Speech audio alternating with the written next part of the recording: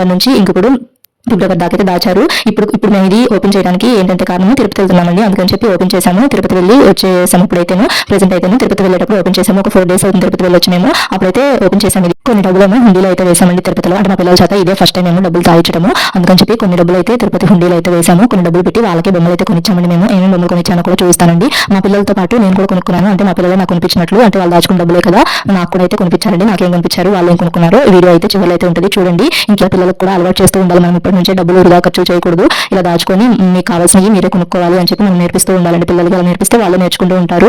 ఒక్కొక్కసారి అడుగుతారులేండి, అవి కొనిచ్చండి ఇవి కొనిచ్చండి, కాకపోతే ఒక్కొక్కసారి ఇలా దాచుకుంటూ ఉంటారు. ఇంకా తర్వాత మేము ఏమేమి కొనిపించామంటే తిరుపతిలో కొన్ని అయితే హుండీలు అయితే వేసామండి. ఇంకా కొన్ని డబ్బులేమో శివుడికి హుండీలు వేద్దామని చెప్పించాము. కొన్ని ఏమో తిరుపతిలో వెంకటేశ్వర హుండీలు అయితే వేసామండి. పిల్లలు దాచిన డబ్బులు కొన్ని వేసాము, అలా హుండీలు అయితే వేసామంటే మా పిల్లలు ఫస్ట్ టైం అండి దాచుకోవడం, అందుకని చెప్పి అలా దేవుడికి వేద్దామని చెప్పి కొన్ని దేవుడికి అయితే వేసాము. తర్వాత కొన్ని ఏమో డబ్బులు కొనిచ్చామండి. వాళ్ళకి ఎంత దాచారంటే 1387 రూపాయలు అయితే దాచుకున్నారండి పిల్లలు. మొత్తం డబ్బులు కౌంట్ చేసి